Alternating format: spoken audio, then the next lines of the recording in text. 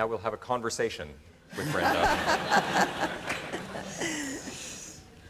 So, Brenda, I've read that you originally chose psychology over philosophy for your doctoral studies because psychology was more practical.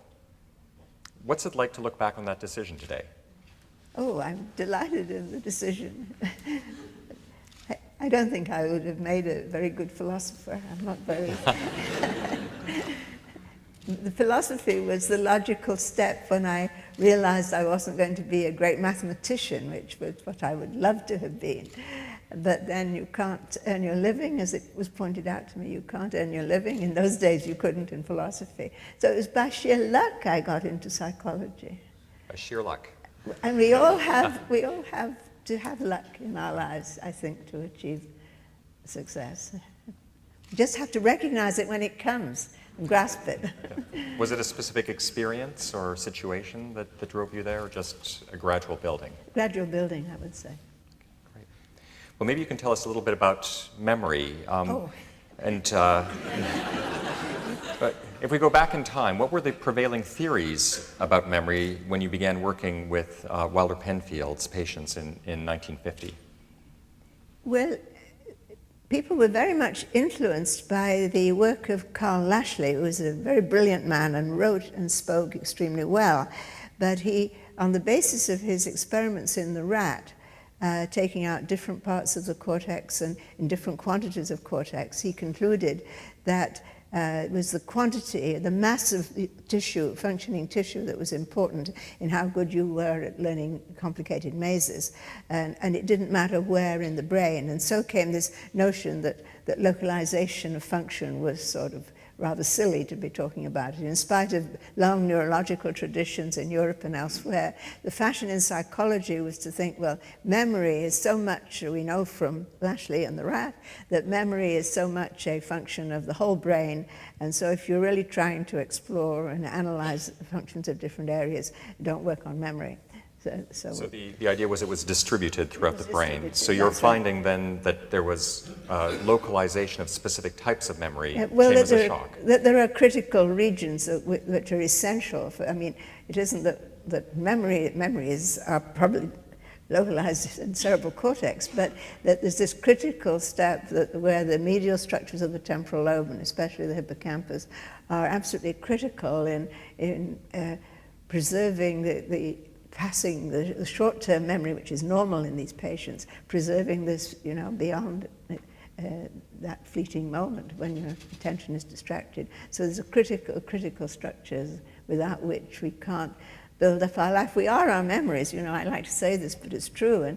And if you don't remember, if you go out of here tonight on this wonderful evening and then you don't remember anything about it, you've lost a lot of your life's experience. And it's these structures deep in the temporal lobes that are critical for making that possible. Now, in the movie, they show the mirror drawing learning task, and they show how you used it to great effect with HM to understand that there are different types of memory. They gloss over the fact that this is something that you had to invent.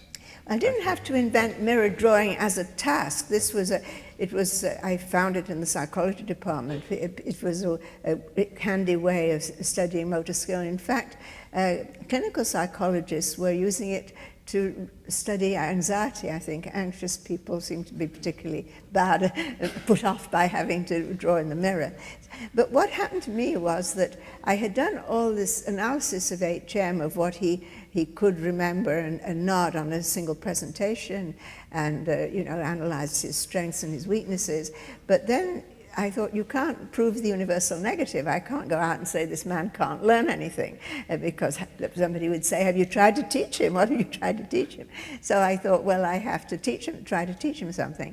And so I would go over to the psychology department at McGill, to the introductory experimental psychology, this was in the 1950s, and pick up a couple of tasks that I was capable of carrying, and I would take maze learning, which I knew he would fail, but I had to prove it, and I picked up the mirror drawing. I thought, because psychologists had some reason for thinking that motor skills might be a bit different. These are the things that you learn best in childhood, that are remarkably stable, that you can learn to ski one winter and you know it still the winter after. They're skills where introspection and trying to analyze what you've done doesn't help.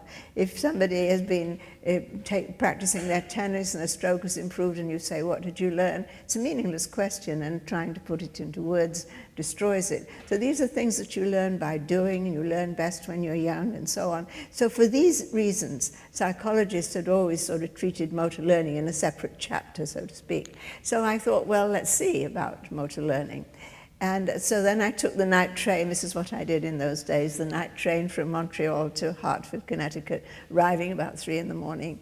And then the next day I would have 2 or 3 days to work with this patient.